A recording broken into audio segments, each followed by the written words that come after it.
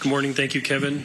My name is Mark Fistrella. I'm the Director of Public Works for Los Angeles County, the largest public works department in the United States.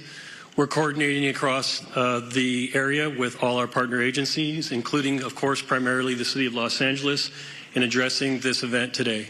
I'm going to talk a little bit about what our focus in terms of infrastructure, and then I'll move on. Before I do that, though, I do want to acknowledge all of the residents that have either lost a home or who are being evacuated. I do personally understand what that is about and understand what kind of fear that can put into you. One thing I would recommend to you before you leave that home, if you want something to do, is to close that home up tight, close any openings, completely tight to the home, and make sure that access is open to the fire department in the event that they want to come on and do work on your property. That's one thing I've learned through the years is important.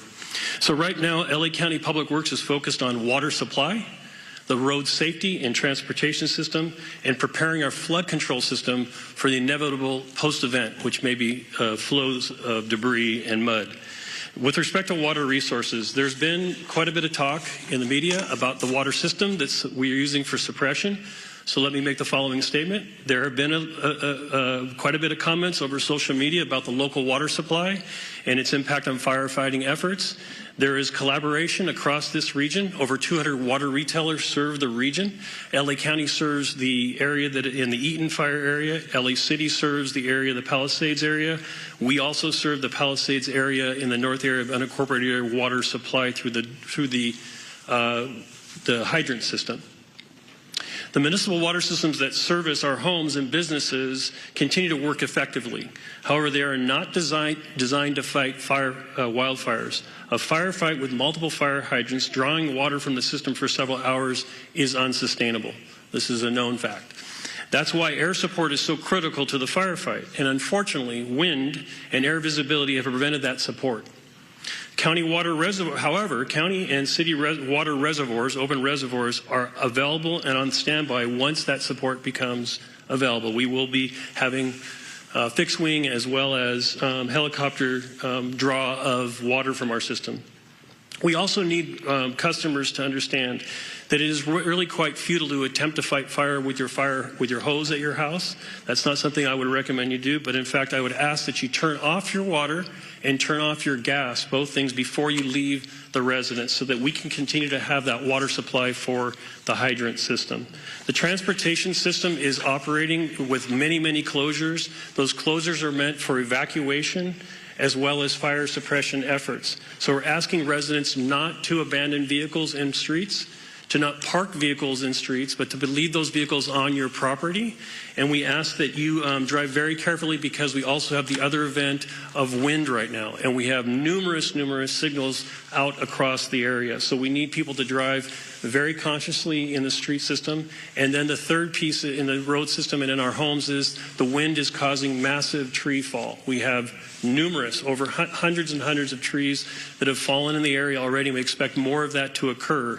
This is a safety hazard for you and your children. So we're asking that you avoid walking outside, avoid being under trees, avoid parking cars under trees, all the things that you can imagine that a tree can do. A tree can be just as devastating to a home and to your personal self as a fire.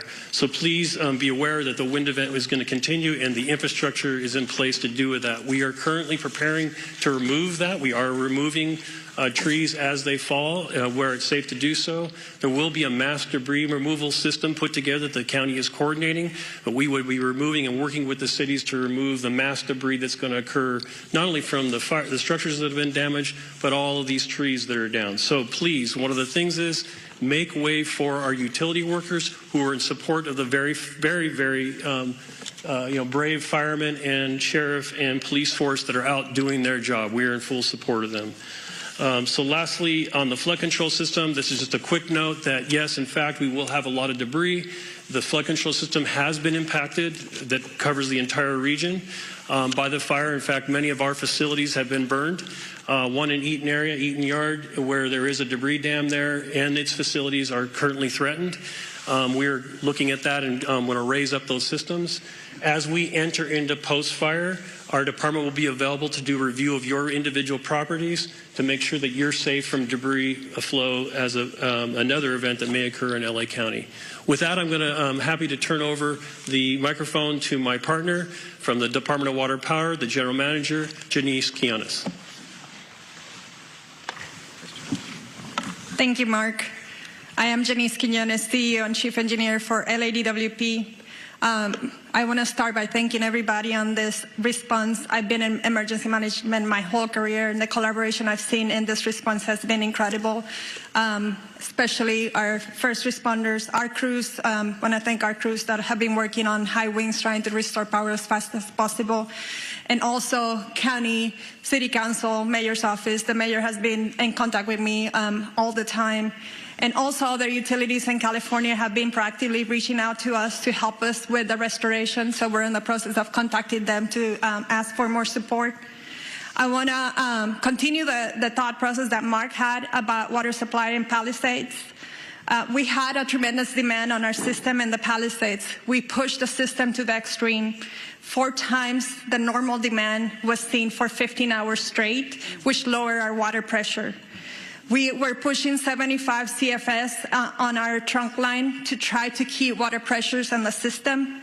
If there's a message you take away from me today, is I need our customers to really conserve water, not just in the Palisade area, but the whole system, because the fire department needs the water to fight the fires, and we're fighting a wildfire with urban water systems, and that is really challenging.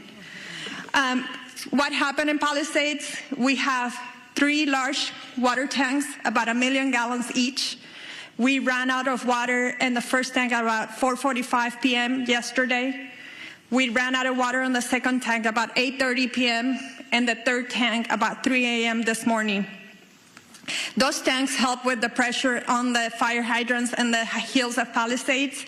And because we were pushing so much water in our trunk line, and so much water was being used before it can get to the tanks, we were not able to fill the tanks fast enough. So the consumption of water was faster than we can provide water in our trunk line. So I want to make sure that you understand there's water on the trunk line. It just cannot get up the hill because we cannot fill the tanks fast enough. And we cannot lower the amount of water that we provide to the fire department in order to supply the tanks because we're balancing firefighting with water. So we have our operations people on the water side at the command post with the fire department, helping them with tactics to ensure that we can provide as much water as we can find to our first responders. What are we doing now? We're sending about 20 water tanks for our construction crews full of water to support the fire department. We identify other areas in our system where our tankers can refill. It takes about 30 minutes to refill about 4,000 gallons of water, and we're constantly moving that water to the fire department to get them as much water as we can. I would also ask for the people on zip code 90272, because we're pushing the water system so hard, our water quality is decreasing. So we're going to be issuing a boil water notice this morning, and that will extend for about 48 hours. The water quality is low. We have a lot of ash in the system. And so please, if you're going to be drinking water, you need to boil the water. Those boil waters will continue to increase as the system starts restoring. We're also managing a power outage restoration. Our water emergency has been the #1 primary issue, but the power issues are continue to increase. The winds picked up at around 11 p.m. last night, and that's when we saw the majority of our outages coming in. As of 7 a.m. today, we have 135,000 customers out of power. We have restored about 78,000 customers since the start of the outage.